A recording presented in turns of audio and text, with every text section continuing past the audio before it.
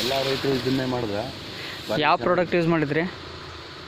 ಮೋದಿ ಕೆರೆ ಪುನಃ ಇದು ಇನ್ನೊಂದು ಐತಲ್ಲ ಯಾವುದು ಗೊಬ್ಬರ ಮಿಕ್ಸ್ ಮಾಡಿಬಿಟ್ಟು ಹೊಡೆದ್ಬಿಟ್ರಿ. ಇದು ದನಿನ ಗಂಜ ಈಗೆಲ್ಲ ಚೇಂಜ್ ಆಗಿದೆಯಲ್ಲ ಅಣ್ಣ? ಎಲ್ಲ ಚೇಂಜ್ ಆಗಿದೆ. ನಿಮಗೆ ಮನಸ್ಪೂರ್ವಕ ಎಲ್ಲ ಚೇಂಜ್ ಆಗಿದೆ. ಚೆನ್ನಾಗಿದೆ. ಹಾಂ, ಇನ್ನೇನಾದ್ರು ನಿಮಗೆ ಬೆಳೆ ಗಿಡ ಏನಾದರೂ? ಎಲ್ಲ ಚೆನ್ನಾಗೈತೆ. ಒಟ್ಟಲ್ಲಿ ಏನು ಮಾತಾಡೋಂಗಿಲ್ಲ, ಆ ಥರ ಕಂಪ್ಲೀಟ್ ಆಗೈತೆ. ಎಲ್ಲ ರೈತರಿಗೆ ಎಲ್ಲ ರೈತರು ಇದನ್ನ ಯೂಸ್ ಮಾಡಿದ್ರೆ ಚೆನ್ನಾಗಿರ್ತದೆ ವ್ಯವಸಾಯದಲ್ಲಿ. ಹಾಂ, ಇನ್ಮೇಲೆ ಎಲ್ಲಾನು ಯೂಸ್ ಮಾಡಿ, ಚೆನ್ನಾಗಿ ಬರುತ್ತೆ ಕಬ್ಬು. ಇನ್ಮೇಲೆ ಇದನ್ನ ನೋಡ್ಕೊಂಡವ್ರು ಒಂದ್ಸಾರಿ ನೋಡಿರ್ಲಿಲ್ಲವಲ್ಲ, ಇನ್ಮೇಲೆ ನಾನು ಅದನ್ನೇ ಯೂಸ್ ಮಾಡ್ತೀನಿ.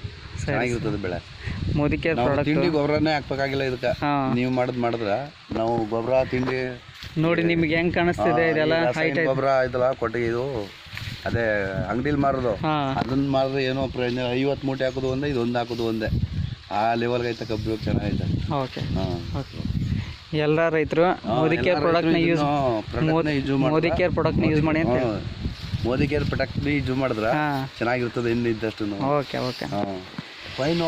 ಹಾಂ, ಈ ನಮ್ಮ ವ್ಯವಸಾಯದಲ್ಲಿ ನೋಡಿದ್ರೆ ನಮ್ಗೆ ಎಷ್ಟೋ ದುಡ್ಡು ಉಳಿತದ. ಹೌದು, 3/4% ಉಳಿತದ.